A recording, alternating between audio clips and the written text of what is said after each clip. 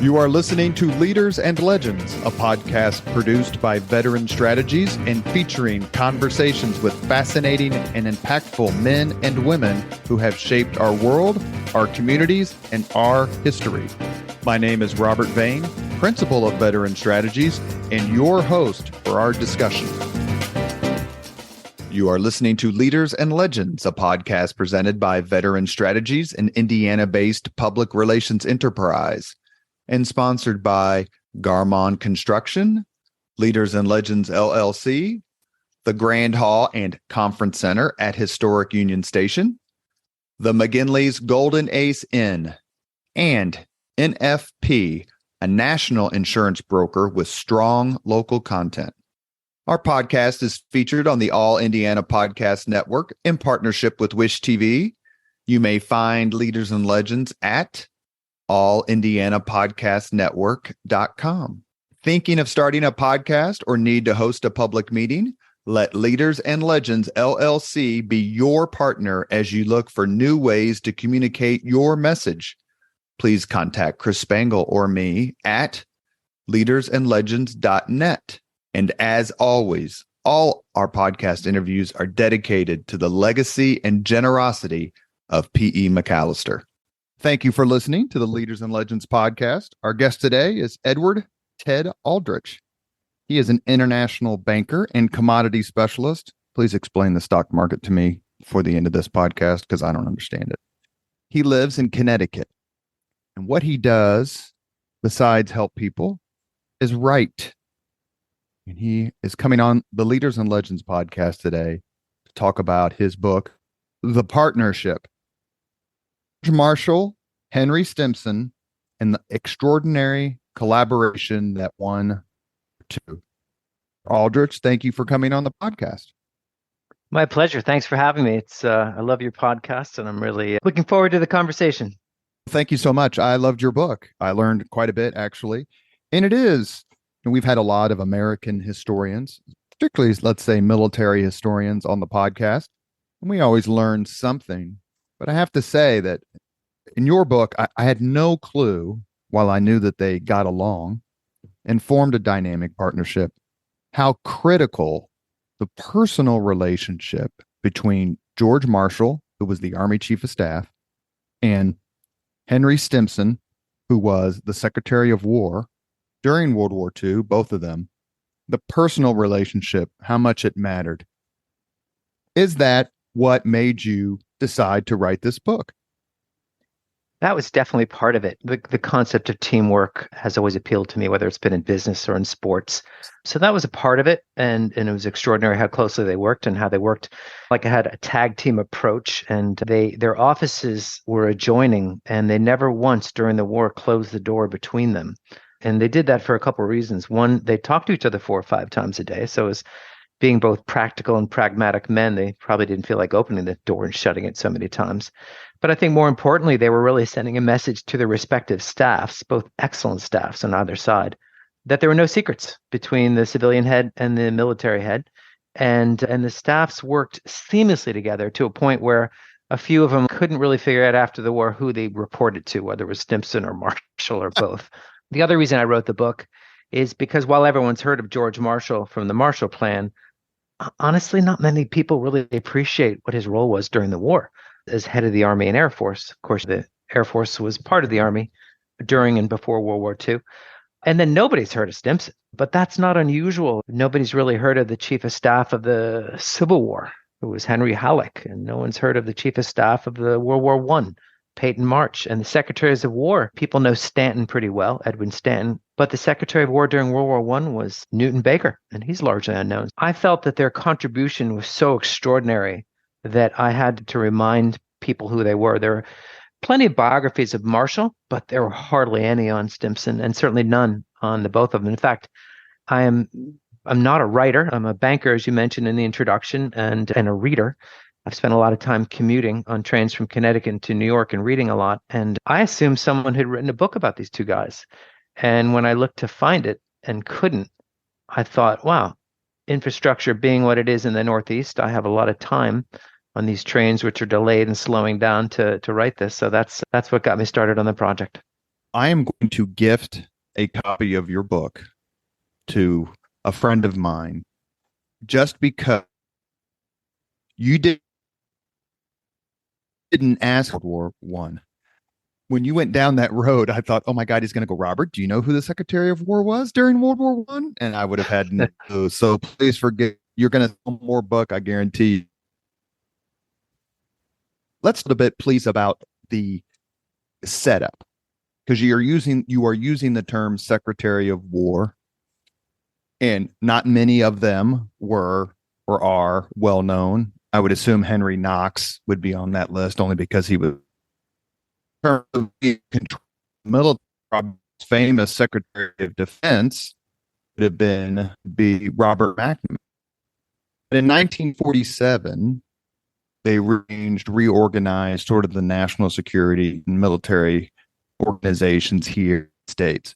Prior to that, tell why there was a Secretary of War and a Secretary of the Navy, and why things were different, and you didn't have that one civilian over everything. I think when George Washington named his first cabinet, and there was really nothing in the Constitution other than, I guess there's a sentence saying that the executive office will have some people in various departments, but they didn't really identify them. And I think there were four originally: Treasury, State, and I don't know the real reason they separated Navy and Army, but they did. And I guess Henry Knox probably was the first. So I don't know the reason why it wasn't, but I can tell you that over the years, is enough about military history to know the Navy and the Army never got along. And I think they were very much going to protect that position in the cabinet. And probably politically, there was never a really good time to introduce the concept of combining them until after the war, when Stimson and Marshall were very much in favor of it, as were most of Stimson's staff, and they could push it through to Truman. What did Henry Stimson do prior to the war? We could do a whole podcast on his career, before the war, but succinctly set up how Henry Stimson, a Republican, was the point of him being named to Franklin Delano Roosevelt, a Democrat. Stimson was a Wall Street lawyer, pretty elite guy, born and raised in New York, Phillips of Andover, really elite private school, Harvard number 2 in his class, Yale number 2 in his class, and Harvard Law number 2 or 3 in his class. Then he worked for Elihu Root, who had one of the most prestigious law firms in New York at the time, later became Winthrop Stimson when Root went on to Washington to serve under Teddy Roosevelt and William McKinley first and Teddy Roosevelt. And he became very quickly a top lawyer. And then his friend, Teddy Roosevelt, and I always have to repeat this to people because Stimson's career was so long that he was actually friends with Teddy Roosevelt. Like, they were friends. Roosevelt was 9 years older than him, but they had a lot in common in particularly not just politics, but also their pursuit of seeking thrills. Stimson had nothing on Roosevelt when it came to climbing the mountains, going into the woods for months at a time with just a gun and a sack of books. So they really got along well. And then Stimson was offered by Teddy Roosevelt to be U.S. Attorney for the Southern District of New York in 1906, just when the nation was going after monopolies. And he was in the perfect position. He really performed well in that service and became known as a wise man before Evan Thomas and Walter Isaacson coined that word in the book, The Wise Man, later on. He was probably the first wise man, although there's a case for Elihu Root as well. I think the difference is Root stopped practicing law, whereas Stimson would go back and forth between practicing law and when the country needed him. Coolidge had him solve a civil war in the Dominican Republic, I think. He was Governor General of the Philippines. He was, of course, Secretary of War in 1911. So I should have started with Secretary of War in 1911. Then he did work for Coolidge, Secretary of State under Herbert Hoover, where he came up with the Stimson Doctrine. So he was just a wise man who went back and forth like the people following the World War II generation, largely his proteges, who were these guys who served along the Northeast Corridor, mainly lawyers, a few bankers. And when their party called them to service, they would serve and then go back to what they were doing. I suppose the real difference is that Stimson, although he was a Republican, he was absolutely bipartisan, and going way back to the 19th century, late 19th century, he abandoned the Republican Party when he disagreed with Grover Cleveland's views on tariffs. And similarly, abandoned the party, not abandon the party, but he wouldn't vote for them or do anything to support them because of the isolationist views in the 30s and early 40s of the Republican Party. So that's his background. You mentioned the Stimson doctrine. What is the Stimson doctrine? When China invaded Manchuria, which Japan invaded Manchuria, and the League of Nations really was powerless. We weren't part of it. And Stimson wrote this memo that basically said that the U.S. wasn't going to recognize, and the world should not recognize, territory taken over aggressively and without just cause. Something to that effect. Putting political parties aside for a second, Franklin Roosevelt asked Henry Stimson to be a Secretary of War. Now, besides the crossing the aisle angle, what was the other reason or reasons why Franklin Roosevelt needed someone like Henry Stimson? Politics be damned. There's quite a few reasons. One, he trusted Stimson, and he knew Stimson had no political agenda. After Hoover lost to Roosevelt in the 32 election, Stimson went way out of his way to brief the Secretary of State, Hull, about and to brief Roosevelt. He actually went up to Hyde Park and spent half a day with Roosevelt, just laying on the line all the issues of the world. And Roosevelt thought that was a great gesture, certainly not one his boss Hoover would have done, because Hoover and Roosevelt didn't really get along. So he trusted him. There was no political agenda. But I think more importantly, Roosevelt, in his heart, was an interventionist. He was not an isolationist, but publicly, to stay in office, 85% of the country were isolationists. So publicly, he had to be one as well. And he wanted someone in the office, although it was nice to have a Republican to show unity, it was more, he wanted a guy who was an interventionist in there, and someone who would only go as far as Roosevelt let him go. So it was a combination of Stimson's positions, his stature. Stimson, like Marshall, was known for integrity, and that would help him deal with Congress. So there are a lot of positive reasons to go with Stimson. And someone who, among others, who whispered that in his ear was Felix Frankfurter, who was a protege of Stimson's. Stimson hired him in 1906 when he was right out of Harvard Law School, and they stayed friends throughout their life. And Frankfurter urged Roosevelt to put Stimson in the cabinet. And Felix Frankfurter, famous Supreme Court justice. Yes. Non-interventionism, isolationism. Anyone with a cursory knowledge of American history understands what those mean. But the power, the political power behind those stances, how much of that, in your view, is related to just America's founding in 1776 or 1789, or Washington's farewell address where he says, avoid entangling alliances? And how much of that, given the era, was directly related to our participation towards the end in the Great War? There's so many factors in no particular order. Certainly, Washington's farewell address had something to do with, as well as America's general fear of a large army. America's complacency had something to do with it. Marshall would go around before the war and he'd give speeches saying, listen, we won the Revolutionary War, but we had 10 times as many soldiers as the British. We won the War of 1812, but we had 30 times as many soldiers. And yes, we helped win the First World War, but we didn't start fighting for nearly 4 years after it began. So these were other factors as well. Americans were complacent. They just thought if something happened, we could just do what we've always done, grab the gun off the fireside mantle and go to battle. So these are the reasons. But I think another key reason was just our geographical position. If you look at a map of the U.S. at that time and today, looking at the lower 48 states, you realize on the Atlantic coast, it's, say, 3,500 miles to Europe. On the Pacific coast, you're protected by an ocean of 5,500 miles to Japan. You had Canada, which was as friendly now as it was then. And you had Mexico, which is never really a threat. So Americans, particularly less than 25 years after the First World War, just thought, why do we need to bail out Europe in one of their forever wars? Because they've been fighting wars for 1,000 years. And we lost a lot of money and lost a lot of soldiers during that war. Why do we need to do this? We're protected. And I think what they got wrong was a number of things, how interconnected the world is. And that's where Stimson comes in, because he understood this by his position as an advisor to some of the key corporations in the US and Europe. A lot of people think that the concept of globalization just started in the early 20th century, but for hundreds of years, the world's been connected. And the other thing was people didn't appreciate air power. Nobody appreciated air power. So when they looked and thought they were protected until Pearl Harbor, people just didn't realize, they just didn't think that we were vulnerable through the air.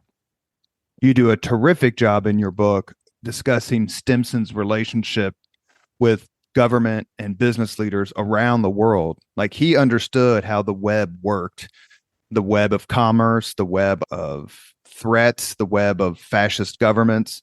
And to me, that's one of the things, again, that you detail so well is the first wise man. I think he proved it when it came to, you may be sitting in Topeka, Kansas, but let me tell you. Yes. You're a hell of a lot closer to Paris and Tokyo than you think you are. Oh, absolutely. And again, it's certainly I would say the Midwest is where isolation was the strongest, because you're not near the ports where trade is done. People don't really have the same appreciation.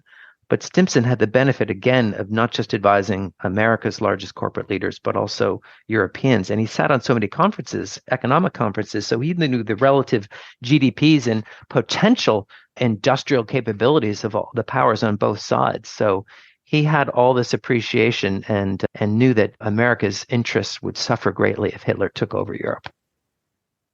You are listening to the Leaders and Legends podcast. Our guest today is Ted Aldrich. He is the author of The Partnership, George Marshall, Henry Stimson, and the Extraordinary Collaboration That Won World War II.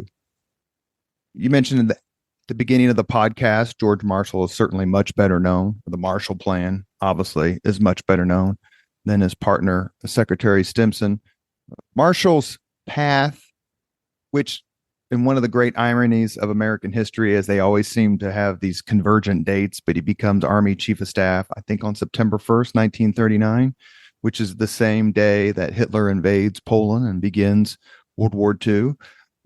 Marshall's career, is it fair to say, because he did not have the same background as Stimson, he went to the Virginia Military Institute, not West Point. Is it fair to say that Marshall early in his career caught the eye of superiors who realized this man is a soldier and we need him in command wherever that may be in case of a future war? Absolutely. There used to be a form you'd fill out after someone served under you, and it was a standard form, and the last question always was, would you have this guy serve under you again? And a couple people said, not just that, but I'd be happy to serve under him. I can't imagine anyone had a better service record than Marshall ever. And there were people when he was still below the grade of captain that said there aren't 5 people in the military that are better than this guy. He not only was always number one at the various war colleges he went to, but he also became known as the best teacher, and he then became known as the best staff officer. And that's the real curse, is when you're a great staff officer, you end up not getting promotions, because promotions are given, whether in peace or war, to those in command of troops. But his record was so great that prominent generals had the ability to just pluck him out and get them on their staffs. And that's what happened. And that's how he got introduced to Pershing. The general whose name escapes me, who was head of the 1st Division, had Stimson on his staff, and they went over they were the 1st Division over to Europe during World War I. And they were giving exercises, war exercises, and Pershing was observing them. And when it was over, the general in charge, along with his staff, 5 members of staff, including Marshall, gathered around Pershing to get feedback. And Pershing just lit into the group, particularly the general. He said, "You guys are a disgrace to the uniform. Those were disgraceful exercises. I don't know how we're going to win the war with people like you. I don't know what you've been doing over here." And he was going on, and everyone is just staring at their shoes and taking it. And Marshall said, very forcefully, he said, "General Pershing, you're being completely unfair." And Pershing glared at him and grunted something and started to walk away. And Marshall, and this is Marshall, a young Marshall during World War I, grabbed Pershing's arm and said, "Hold on. I've been here the longest in the first division. I have something to say, and you need to listen to me. And then for the next 5 minutes, in what Marshall would later say was a very inspired 5 minutes, he just described all the shortages they faced, the disadvantages they had, how they were solving all the problems before they went to bed at night and then faced the new ones in the morning. And he was in effect saying, instead of criticizing us, you should be thanking us. Pershing was still hot under the collar and stormed off. And when he did, the general and the other four staff just looked up at Marshall and looked and said, "What are you thinking?" and started wishing him farewell because they thought he would be sent home. Marshall, on the other hand, as he was walking away, he turned to his staff member who was there with him and said, "When we're in communication with the First Division, I want it to be through that kid Marshall." And shortly thereafter, he grabbed him and poached him from the First Division, and he served for the rest of the war on Pershing's staff. At the end of the war, he didn't get a promotion. And MacArthur, who joined the Army a year after Marshall, got to be general 16 years earlier because no one really wanted MacArthur on his staff, but they didn't mind him commanding troops. So it shows this interesting dichotomy between his service record and his lack of promotions, but it was all because his service record was so fantastic. It was very ironic. What was the relationship? You mentioned it. World War I was the training ground for some, but not all of the World War II generals. Patton famously had a terrific service record in the Great War. I can't remember. MacArthur received like 7 silver stars, or he just got all these medals during the Great War. How did Marshall take not being a frontline commanding officer? He couldn't stand it. He couldn't stand it. He tried multiple times to get out of it, but he couldn't. He was too valuable. His main contribution to the war, and it didn't go unnoticed, was towards the end of the war, the French and the English wanted to do the final offensive, and Pershing wanted to do something else. There was a line called the Saint-Michel salient, and he wanted to fight there first before joining the offensive. And he negotiated with Marshal Foch from the French. And the deal was, all right, you can fight that battle, but you have to be at the front line within 10 days of that battle. And it was 60 miles away. And Pershing put Marshall in charge of the logistics. And basically, he had to move 400,000 troops, 90,000 horses and mules, 3,000 guns, 40,000 tons of equipment over 60 miles in less than 10 days. And there were other troops going in reverse. It was a logistical nightmare. And he did it in 9 days. And both Pershing and Foch didn't think it would be possible. He succeeded, and he was considered a wizard after that. It was so impressive that there was a guy serving on Pershing's staff named Dwight Morrow, who was the number 2 guy at J.P. Morgan at the time, and later the father-in-law of Charles Lindbergh. And Dwight Morrow was so impressed with what Marshall pulled off that he offered him a job at J.P. Morgan at $30,000 a year. And to give you an idea what this amount of money was, Stimson was one of the highest paid lawyers in New York, earning never more than $20,000 a year. So it would have made Marshall a very wealthy man. And Marshall had every reason to leave because he didn't even get promoted. He felt slighted. But his sense of duty was so over the top, he turned it down because he felt he owed the U.S. quite a bit for what they'd given him, and he thought he had a lot more to give to the Army. So he turned it down. So that's his World War I experience. Where was Stimson during World War I? So this is hard to believe. As I mentioned, he was Secretary of War in 1911, and he was a power broker, if you will. He also had an outsized sense of duty. And when he missed the Spanish-American War in 1897 or 1898, he was working as a lawyer. He couldn't forgive himself. It's not because he was like Teddy Roosevelt, that he was a warmonger. He just thought it was the duty of every American male to fight for his country. So he said, that'll never happen again. And he started training once a week with the National Guard and did so for years, decades. And then in the summer, they spent 3 weeks training. No war came until he was 50 years old, 50. And he used all his influence and contacts, being the person he was, to get into that war. Now, we all know people from the 20th century who used their influence to get out of war or to get cushy assignments during war. He wanted to be in artillery then.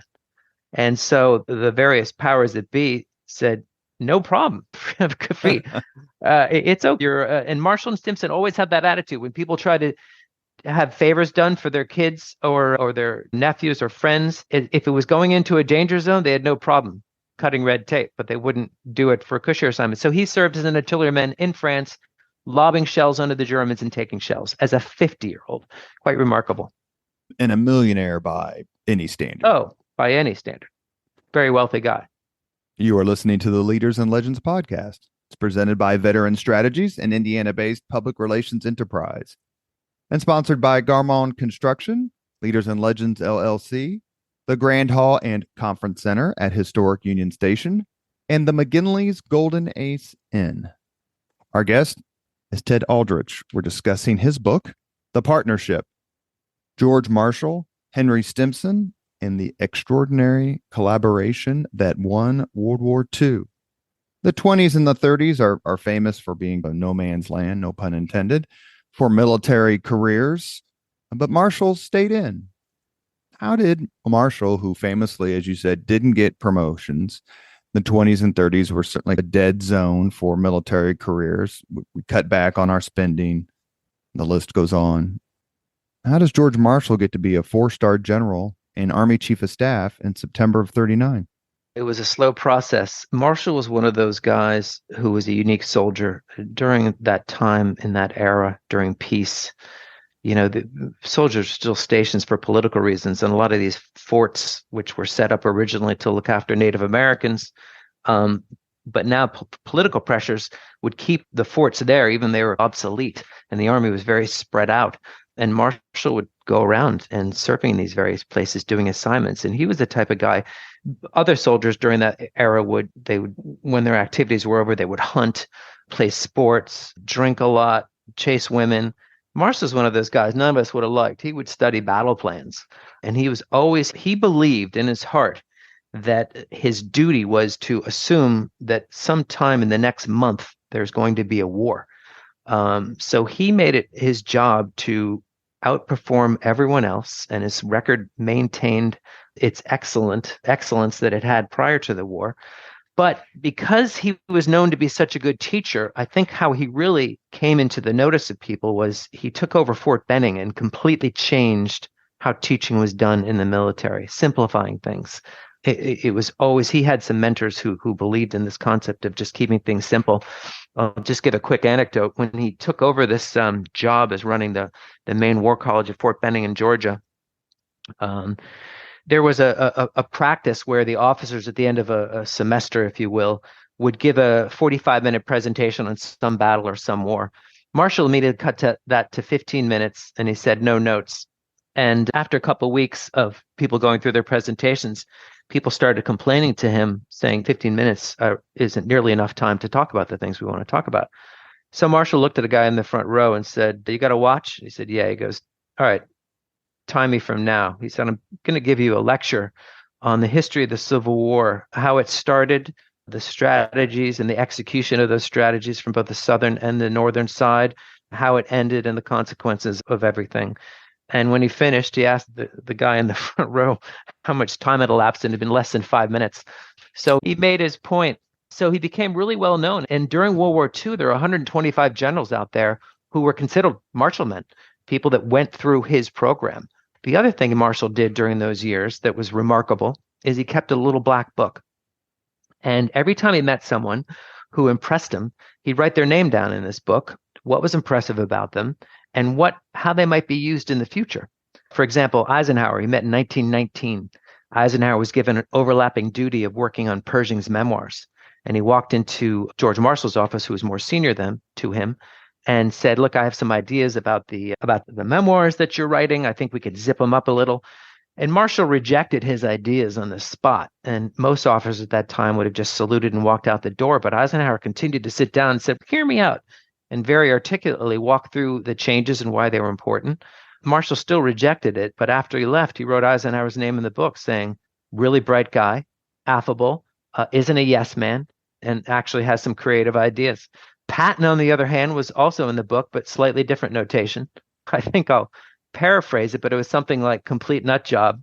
But if you give him a tank command, he'd be the best if you can keep him on a short leash. So he had all these men's names written down in his black book. And when it came time to being chief of staff, he could just fill all these positions. And he did so almost flawlessly by pulling out the names out of the black book and assigning them based on their characteristics.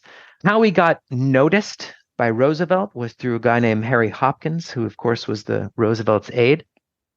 During the Depression, Roosevelt put the Army in charge of all the public works projects, which makes sense. Who better than the Army to manage a large group of men working towards a common goal? And of course, Marshall was the best at it and had the best record among any of them and was doing wondrous things. And he came under the notice of Hopkins, who was obviously a big part of the New Deal programs. Hopkins at one time came to him to say, hey, I hear a lot about the Army and I get a sense we're unprepared. Can you describe that to me? And he was so impressed with Marshall's answers that he went up to Roosevelt when it was time to pick a new chief of staff. And he said, you really should consider this guy Marshall. He knows a great deal. So that's how he got to where he was. Is it fair to say, and we'll move on quickly, but I've read this multiple times, that Marshall had a soft spot for Patton? As I recall, he referred to him as Georgie, and he called Bradley Eisenhower. The list goes on. But there was something, and maybe it's what you say. Look, we're going to need men. I don't want this guy in my office next door, but when it comes time to killing the enemy, we need people like Patton. And I just thought the fact that he called him Georgie was just particularly funny. I don't know how often he called him Georgie. Neither Marshall or Stimson had much of a sense of humor.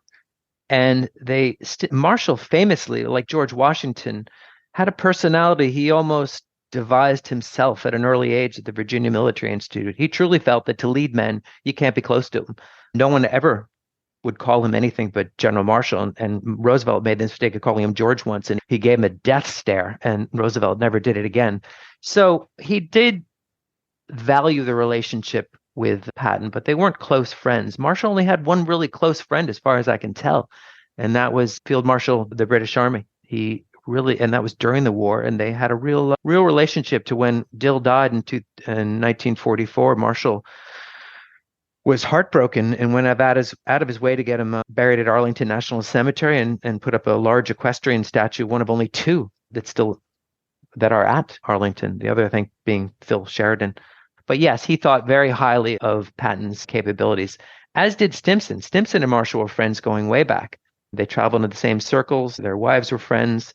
They rode horses. Stimson and Patton, you mean? Sorry, Stimson and Patton. Yeah, Stimson and Patton. It's World War II. I hate to put it that way, but let's get to the heart of the matter. I love the backstories of both these men because of the way they collided, and I mean that in a positive way, and that their views of what it was going to take to win seemed to be amazingly in concert. Even though there were strategic pressures, there were certainly political pressures, societal pressures, financial pressures to let's do it a different way. And we can get into that. And by that, specifically Europe first, as opposed to Admiral King and the Navy, who wanted to fight Japan first. How did Stimson and Marshall's strategic view of fighting the war, how did it align?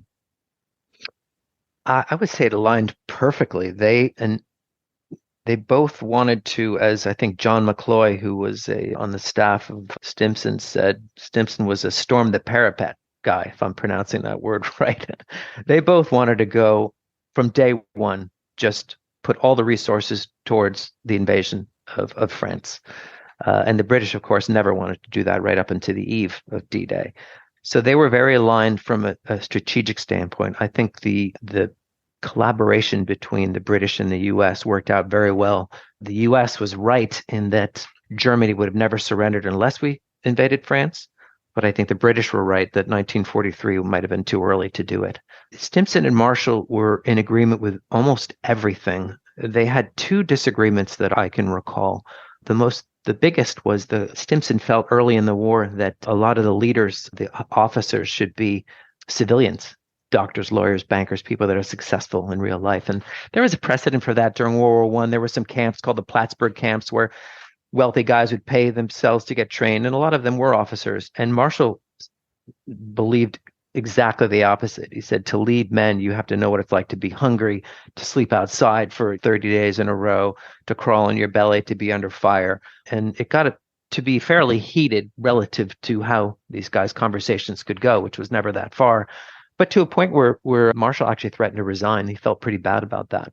And Stimson immediately backed off and later admitted that Marshall had been completely right.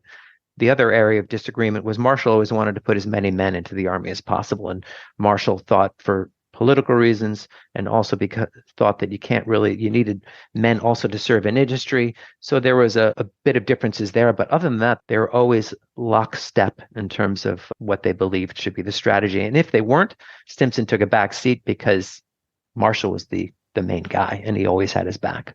Let's ask a question about that in the chain of command. Is it fair to say that Stimson was George Marshall's boss, or was the President of the United States his direct boss?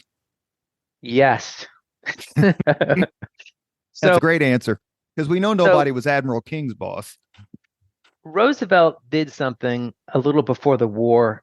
He changed some language in some legislation that basically said, when it comes to strategic military ideas, that the chief of staff can report directly to him. So Marshall reported both to Stimson and he reported directly to Roosevelt. And that wasn't a reflection on Stimson. It was before he named Stimson.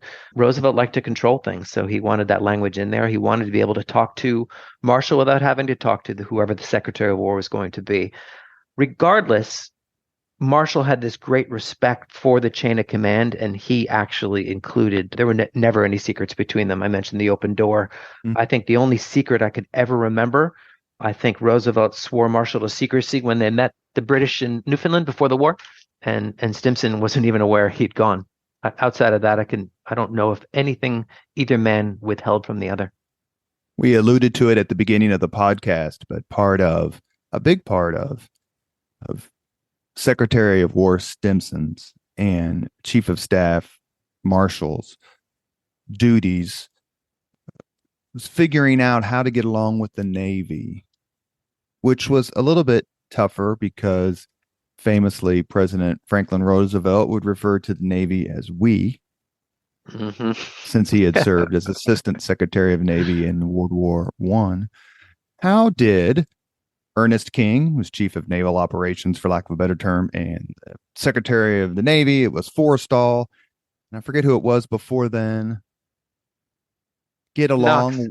Knox. Yes, Frank Knox, forgive me. Frank Knox, How did they all get along and win the war and not give Franklin Roosevelt migraines every day?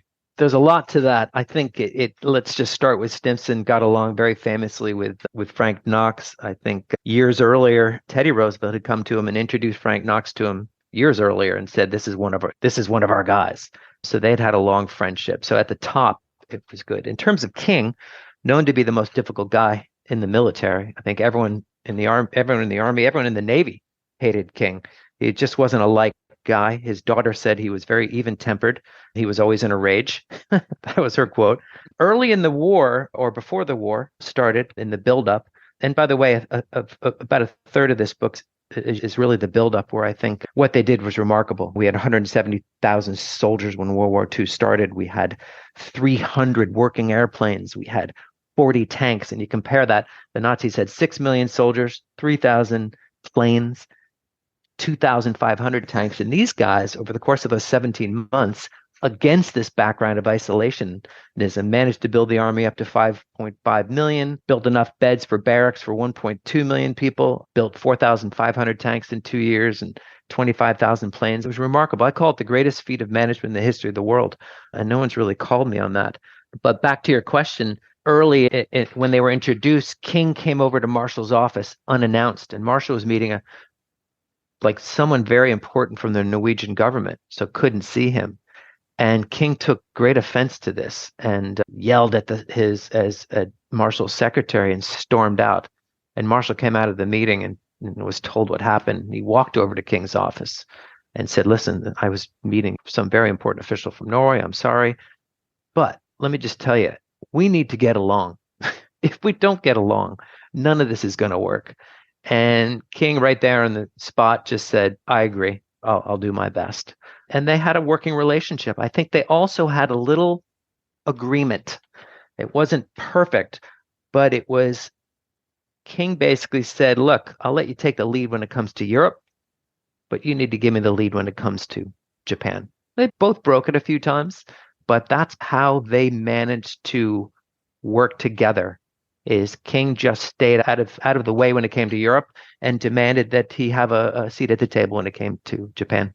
Let's talk about that for just a second. You actually anticipated my next series of questions when you were talking about the statistics, because I want to talk about that, because you do a terrific job in your book of explaining Marshall's mastery of the necessary logistics it's going to take to win a war, to win a battle, be victorious in any particular theater.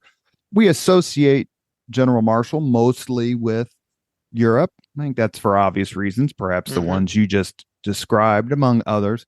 I just read an excellent biography of Chester Nimitz, Craig Simons wrote a couple of years ago. And if you haven't read, that's right up your alley, Ted. You would enjoy it very much. Anyway, in the Pacific, you had Douglas MacArthur. Now, my understanding is MacArthur, who was awarded the Medal of Honor after escaping the Japanese, he was recommended for the Medal of Honor by Marshall. Correct me if I'm wrong on that, please. They clearly had known each other for decades. MacArthur was chief of staff in the Army well before World War II. Now Marshall is chief of staff. How did they... I need to reread John McManus's books on the Army in the Pacific, but how did they get along, and how did Marshall handle MacArthur's ego, legend, temperament? Because you could say Eisenhower and Bradley and Clark and Patton and all those folks, them being subordinate to Marshall, that makes perfect sense. MacArthur's a whole nother story. He is a whole nother podcast, but I'll try to. Marshall was a remarkable individual. I put him, for my personal list, I put him right behind Lincoln and Washington as the greatest American in our history. And I'll tell you a story that gives evidence of that. So MacArthur couldn't stand anyone who worked on Pershing's staff. The so-called Chaumont crowd, again, if I'm pronouncing that French word right, where they were located in France during World War I. And he was paranoid. He thought they were out to get him and stifling him along the way. And he did everything he could to slow down Marshall's career. At one point, President Roosevelt wanted to promote Marshall to general, and he had the support of Pershing and a bunch of other people. MacArthur was chief of staff and rejected it. Another time, I mentioned that during the Depression, Marshall was given some great assignments where he was leading these huge public works programs and getting a lot of press for it. Marshall, in an apparent fit of jealousy or another way to stifle him, randomly just chose him and sent him for 3 years to Illinois to train the National Guard there. He was absolutely out to get Marshall. So it is remarkable that when the war started, MacArthur was retired. He was heading the Philippine Army. Marshall brought it out of retirement. He didn't need to, but he just said, this is a great man. This is a guy who's worshipped by soldiers, can get people to fight. So he promoted him and supported him. He got tough when he wanted to. I think everyone had a little fear of Marshall. Famously, Churchill, it was said that Marshall was the only man, period, that Churchill feared. And the reason was because of his integrity. Integrity can be a really powerful weapon and can really cause people like gregarious, aggressive people like Churchill and MacArthur to fear people who are just honest as the day is long. And it worked very well for him during the war to have that integrity, and it allowed Marshall to keep MacArthur in check as much as one could keep Marshall in check. And it's one of the reasons he didn't get to command D-Day. I think when Roosevelt really wanted to name Marshall as commander, but he realized that Marshall had the respect of everyone in the Army, everyone in the Navy, including Admiral King. He had the respect of MacArthur. You think Eisenhower could have kicked MacArthur around? No chance, because Eisenhower worked for MacArthur in the Philippines and Congress. So he chose Eisenhower because Marshall was truly indispensable. And part of it was he could control MacArthur, who was otherwise uncontrollable. I'm laughing. I'm laughing to myself a few minutes ago. You mentioned that Franklin Roosevelt called General Marshall George one time, and General Marshall let it be known that was unacceptable. Yet in meetings, Franklin Roosevelt would be called Franklin by Douglas MacArthur, even after Roosevelt was president. He wasn't Mr. President to Douglas MacArthur. He was Franklin. Now you're talking about the ego you're trying to tame. It's funny you say that. I give a standard presentation on that I've been giving for a couple of years since this book was published, and I always end the presentation by talking about how one of the characteristics of Marshall was his belief in that the military should always be subordinate to the civilian authorities in America. It's one of the things that made America great. And I prove it by showing all the photos that I could find of Stimson and Marshall together. And in each one, and some videos as well, Stimson is always, or rather, Marshall is always 2 steps behind Stimson. Always. It's no coincidence, wherever it is. And I tell the audience that if it were MacArthur, he'd be 10 steps ahead. He had a great respect for the chain of command. You mentioned logistics. I got just a few more topics because I know we're running close to the end of our time together. We're talking with Ted Aldrich about his book, The Partnership, George Marshall, Henry Stimson, and the Extraordinary Collaboration That Won World War II. There's a thought, and I'm guilty of it as much as anyone, that Pearl Harbor is December 7th, 1941, and 6 weeks later, we're churning out 10,000 tanks a month, and we've got all these planes, and we're fighting in all these places. Obviously, it didn't happen that way. And that the spin up of American industry, while also balancing the manpower needs of the military with our industry, which obviously was then ably aided by female Americans. But the industrial power of the United States wasn't a switch. It was a process. Edward Grey, who was English or British foreign minister during World War I, famously said that the United States is like a gigantic boiler. There is no limit to the heat it can produce once lit. How did Stimson manage the almost unfathomable industrial output and production and priorities?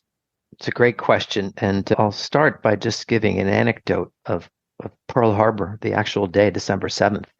I had Stimson's diary, 4,000 pages during the war. And on December 7th, he was almost giddy. He just said, the indecision's over. This is great. We are going to be able to win this war. And he was very excited, whereas Marshall was devastated. And the reason was all the things I've said before. Stimson knew about once you light the furnace, we would be able to outproduce all the other nations combined with a couple of years, which is what happened. Marshall, of course, was a career Army guy. He didn't quite have that. Despite working for Stimson for 17 months, he didn't quite have that experience. But I think that I spent a lot of time during my presentations talking about their staff. I mentioned the little black book. So Marshall had great people working for him, but Stimson had the best staff, widely considered overwhelmingly considered the best staff in Washington. It was made up of basically 5 guys, all who went to Harvard Law, all who were either like number 1 or number 2 in their class at Harvard Law, along with Robert Lovett, who was founder of Brown Brothers Harriman. You had John McCloy, you had Robert Patterson. These guys were tremendous, not just brains, but their ability to get things done. So you ask how it was that they could go from 170,000 people to 6 million and 300 planes to 3,000.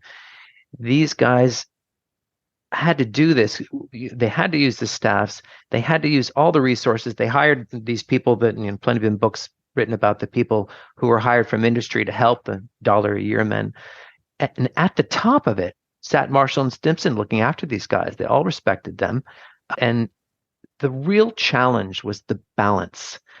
If they moved too quickly, Roosevelt wouldn't be reelected in November of 1940.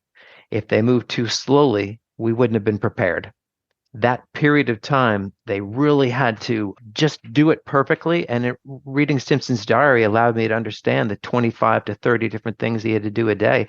Much of it was towards that. And fighting problems. Like when Hitler wanted to order planes, you go to Messerschmitt and you give them the whole contract. When Marshall and Stimson needed aluminum, they sent out a bid, and Alcoa came back, lowest price, highest quality, quickest delivery.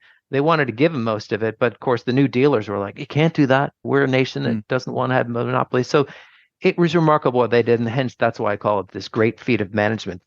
Fighting a war when you're a democracy is tough, and these guys were just the perfect person to manage it. I want to be sure to bring up two topics before we close with the 5 questions, which, because I know you listen to the podcast, for which we are very grateful, I know you are prepared for the 5 questions. Yeah, I'll zip them out pretty quick.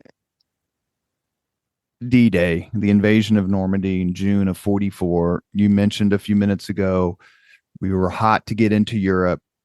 The British, somewhat condescendingly, were like, you have no idea what you're talking about. Hitler's armies are going to eat you alive. We've actually fought these men. You haven't. The buildup happens. What was Marshall's and Stimson's role in making D-Day happen? Before I answer that question, I will tell you that the British, it wasn't so much they just thought it was going to be a bloodbath. The British truly felt that Germany could be defeated just by air or blockade. And just wasn't the case. Hitler proved that by not giving up and finally killing himself when the Russians were on one side of the bunker and the British and the Americans were on the other side. It was really, they just felt that's how the war could be won, just by bombing. And we tried, but it didn't work. So their role on D-Day, getting the right men and supporting the men. The reason books aren't written about these guys is they were in Washington, sitting in comfortable offices, and people don't love to read about books like that. But they were heavily involved in all the things that these guys required, and they were making it happen, negotiating with the British, all the equipment, all the equipment coming out of factories in America. Everyone wanted all of it. And Stimson and Marshall were required to basically say, no, we need to give the Soviets this, we need to give the British this, we need to keep this ourselves, give the Chinese this. So they were handling all that and making sure people didn't ask for too much. If they felt he was asking for too much, they would push back on it. Marshall had this belief that you make do with what you have. And if I can just tell you one quick anecdote about explain this to Patton. He sent Patton to the deserts of the Southwest to prepare for North Africa, and he sent him with a division. And Patton came back to him a few weeks later saying he needs a second division.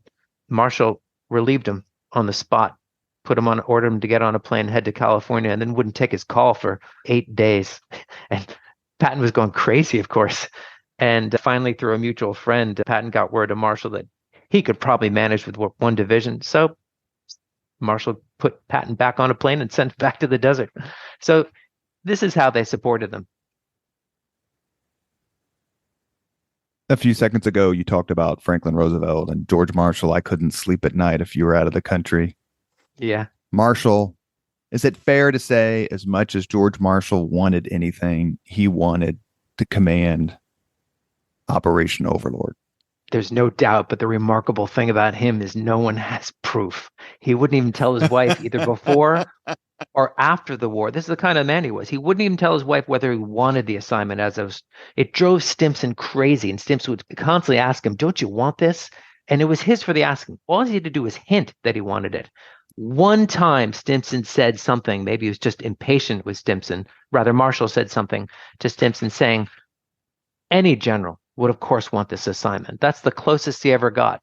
Yes, he wanted it, and he actually thought he had it at one point. Someone told him it was him, and Roosevelt planned to have it as Marshall. And when he was flying over in November 1943 for the Tehran conference, he stopped in Algeria, to meet with Eisenhower. And I'm sure you've read about this in other books. He said to Eisenhower when he got him alone, he said, look, you and I both know who the chief of staff was during the Civil War, but nobody else does. And in 50 years, I don't want George Marshall to be a minor footnote in history.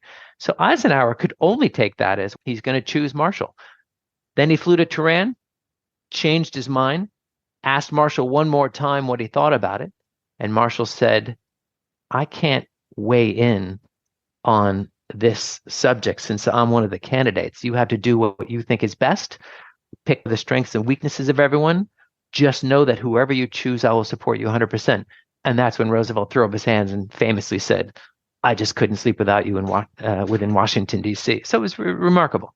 And Stalin was pressing hard for a supreme commander to be named for the invasion of Western Europe. He didn't think that it was ever going to happen unless they had chosen someone.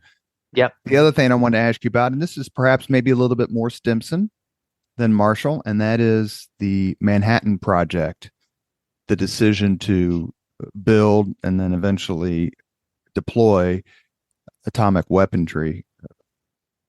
How important was Stimson's leadership, especially his business leadership, his ability to get everyone to work together when you have this massive project that is literally happening all over the country? Well, among the reasons I call it the greatest feat of management, on top of all the things I've talked about so far, Stimson was also in charge of the Manhattan Project. So 130,000 people reporting to him. Just another thing he was responsible for, with Marshall working. It was Stimson in charge of it. Marshall reported to him. Groves reported to him. So when Roosevelt died, Stimson went to the White House and observed Truman getting sworn in. Truman said a few comments after he was sworn in. And then as they were filing out of the room, Stimson tapped Truman on the shoulder and said, listen, I got to tell you something about this thing we're building in the desert. Truman had no idea that an atomic bomb was being built. He was vice president of the United States. Now, he knew something was going on, but he didn't know it was an atomic bomb. So what Truman did, what Stimson said to Truman is, you need to put a committee together to decide on what we're going to do with this technology. And Stimson was named head of that committee. So he was the one in charge of all of that. And he put Groves in charge of the target committee. And he was given the decision, or rather given the responsibility to recommend to Truman what to do. So he was very integral. And it certainly helped that he did have this, going back to his days in the law. When you're working on a giant case, you have to manage a team of lawyers and separate responsibilities. And really, it all came down to people trusted him because of his great integrity.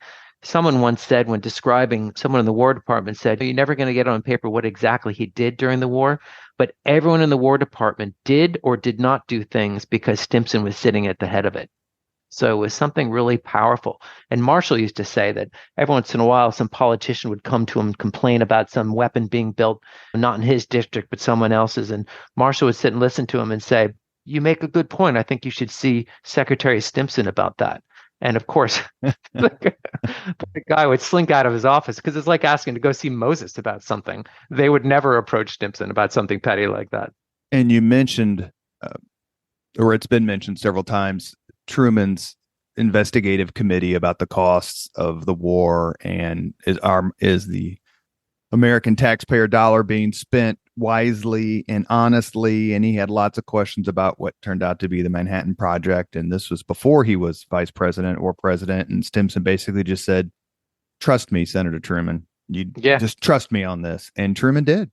Yep. Yeah. He said, it's important and I can't tell you. And Truman said, that's fine with me. But not everyone could get away with saying that.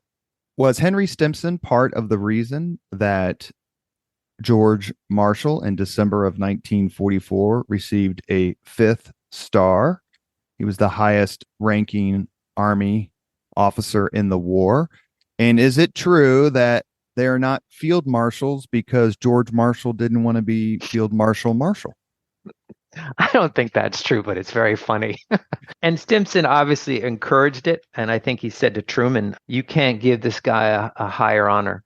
But I think if Stimson wasn't around, everyone worshipped and revered Marshall, and he would have gotten the same assignment. It didn't require Stimson to tell the people like Truman or Roosevelt, how good Marshall was. Those guys knew it. The war in Europe ends in May of 45. The war in the Pacific ends in September of 45. After the war, Stimson is obviously a much older man. What does Henry Stimson do after the war? Stimson was 78 when the war ended, and 78 back in the 40s was the equivalent of 95 today, right? He was an old man, and I could tell by the diary he was slowing down, by just the way the quality of his writing. He had a heart attack the day that Nagasaki was bombed. But Truman kept him on until his 78th birthday, which was September 28th or thereabouts. And he then had a massive heart attack after that. And the next 5 years, his health just spiraled downward until he died of a heart attack. One of the things he did was, about 2 years after the bomb was dropped, a few people started to write that maybe it wasn't such a good idea. Mm-hmm. And to get ahead of it, they thought, who better than Stimson to write a defense of it? So I think George Bundy, who was a protege of Stimson's and helped him write his memoirs, helped draft the rationale and went into Harper's Magazine. But outside of that, he was very quiet, just living in Long Island at his estate and just trying to recover his health, which fell apart when the war ended. I cannot think of another general who didn't become president, who became more famous after his service than George Marshall did. Yeah, there's a story behind that too. I think it should be called the Stimson-Marshall Plan, and here's why. Towards the end of the war, maybe in 44, Secretary Morgenthau, Treasury Secretary, came out with what you probably heard of, the Morgenthau Plan, which is what to do with Germany after the war. and he basically Sorry, go ahead. I'm just laughing because it's maybe not shocking in 44. It's tremendously shocking in 2024. He wanted to turn the country into a farm, basically, where all the people are living on sustenance levels, strip it of all industry, shoot a bunch of the top Nazis without a trial, and just keep them barely alive. And he actually, at the Quebec conference, Morgenthau got Roosevelt and Churchill to sign such a thing. And Stimson, when he heard, went crazy. And he would just start yelling at people saying, do you know that there is no Europe without Germany? They are the engine of the European economy. They are a great, hardworking people who have just been given this terrible government and didn't know what to do with it. But he said, you have to have them there also, because the next war is going to be with the Soviet Union. We need a strong Germany. So he fought really hard against that. Churchill and Roosevelt denied that he ever signed such a thing, and they backed off it. And later, during the Marshall Plan, Marshall sent one of his aides to the archives to get the memos that Stimson had written about this at the time to incorporate into his language on the Marshall Plan. So I really felt it should be the Stimson-Marshall Plan. George Marshall went to China. He served as Secretary of State. He served as Secretary of Defense. He died, I believe, in the late 50s in the presidential suite at Walter Reed Hospital. Yes. Where he was kept comfortable by a man named Dwight Eisenhower. Yes. It's a very touching scene. Yeah. Your book is... Can I just say one thing about people don't appreciate? He was desperate to retire. Desperate. As soon as the war seemed over, he went to Truman and said, I want to retire. His first wife died of a heart attack. He and his second wife had no time over the 15 years because he was so busy. They had all these plans to do what they wanted to do in the Northwest, was his fish, go to golf tournaments, etc. And so Truman kept him on, finally allowed him to retire. He goes to his home in Virginia, 40 miles away. And they're sitting on the porch. They have the rest of their lives. And his wife says she's going to take a nap, goes upstairs. When she's up there, the day he retired, the afternoon after the morning he retired, same day, in other words, Truman calls and says, General, and he says, yes, Mr. President. He goes, I want you to go to China. And Marshall didn't want to wake up his wife, so he just said, okay, and hung up the phone. Wife comes down an hour and a half later. She's halfway down the stairs. It's top of the hour, and the news is on, and she hears the following. And in other news, President Truman named George Marshall to head a delegation to China. It leaves in the morning. And she's thinking, how long have I been asleep? And he worked for the next 7 years, as you just said. the China Secretary of State, Secretary of Defense. So this is a man was driven by duty. And Robert Lovett, who was very close to him, said he didn't want any of those assignments. Oh, and the assignment to China, I feel badly for him. They talk about what would I say, a Sisyphean task. There was never anything. He's never going to get anything going on over there. It was so awful. I often answer the question about that, about his lack of success in China, is saying, imagine if the British sent someone over in 1860 to America saying, it solved the problem between the North and South. Then forget it. Absolutely. You subtitle your book, The Extraordinary Collaboration That Won World War II. That's a pretty strong. So are you saying by the, I think, inverse, that if there had been no collaboration, we would not have won World War II? So I know that's a dick question, Ted, and I admit that it is, but please here's the question. It wasn't called that to start with. I thought I was being bold and said won the war in Europe. And this is my first book. I'm not an author. I'm not a historian. So pretty much whatever the publisher wanted. He said, we're going to change the subtitle to Extraordinary Collaboration that won World War II. And I said, hold on. The Navy had something to do with it. And do you want to sell books? Like, yes, he'd just leave it at this. So I'm throwing the publisher under the bus, but I do think that Marshall was indispensable. I think he was the only one, possibly other than Roosevelt, who was indispensable during the war. Stimson was a great asset, and their teamwork was extraordinary. But I think it would have been very difficult without Marshall. He really did so much. We've reached the point on the Leaders and Legends podcast where we ask the same 5 questions of all of our guests. Mm-hmm. Mr. Aldrich, are you ready? Yes. What was your first job? It didn't last long, but I used to shine my father's shoes with a really fancy shoe shining equipment. I decided to make money on it, so I went to the local train station in Rowayton, Connecticut, to shine shoes. But I quickly realized it was a losing proposition because it took me 5 minutes to shine someone's shoes, and no one was ever at the train station for more than 30 seconds. So I think I lasted 3 days, and then I mowed lawns after that. What was your first concert? First 3 concerts were the Grateful Dead concerts, but I was dragged there by my older brother. I like the Dead albums, but I'm not that keen on Grateful Dead shows. So my first real concert that I chose on my own was Bob Marley at Colgate University my freshman year. If you could suggest any book for someone to read, which book would you recommend? I would say any book by Robert Caro. But if I had to choose between them, either The Power Broker or his books on Johnson, I'd go with Master of the Senate. He is the Picasso of biographers, and his books are all just fantastic to read. Did you read the David Rohl biography of General Marshall? Yes, I did. David Rohl mentored me during the process of getting my book published, and I've read all his books. I think they're great, including the one on Lewis Johnson that he started off with. He was a wonderful podcast guest. Yeah. Very kind. Loved his book on Truman and Roosevelt and how it all came together after the war. Yeah. I reached out to him because he wasn't a historian or academic, but he was a lawyer. And being a banker, I just said, how do you approach publishers when you're not, when you're just a lawyer? And he was very helpful. Number 4, if you could witness any event in history, be there in person as it happens, which event would you choose? I've been struggling this one. There's part of me that would love to see dinosaurs. That I think any kid has that dream.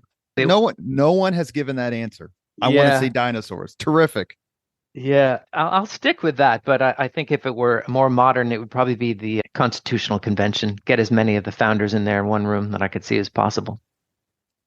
Last question. If you could have dinner with anyone living today, 2 hours off the record just to chat, whom would you choose? It'll be either, I would say, I thought about this for a long time too. I think it's going to be either Paul McCartney or Billy Joel to talk about songwriting. I'm a piano player and fancy myself a songwriter, and I'd like to hear how they did it and, what the process is. But if you had to choose one, Paul McCartney.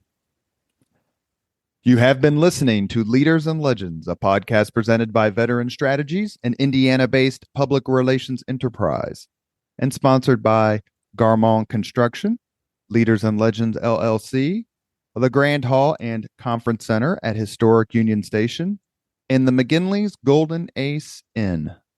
As always, all our podcast interviews are dedicated to the legacy and generosity of World War II veteran P.E. McAllister. Our guest today, Ted Aldrich. His book, The Partnership, George Marshall, Henry Stimson, and the Extraordinary Collaboration That Won World War II. It's a terrific book about putting your ego aside, about leadership, about coming together, about integrity. It's a beautiful read.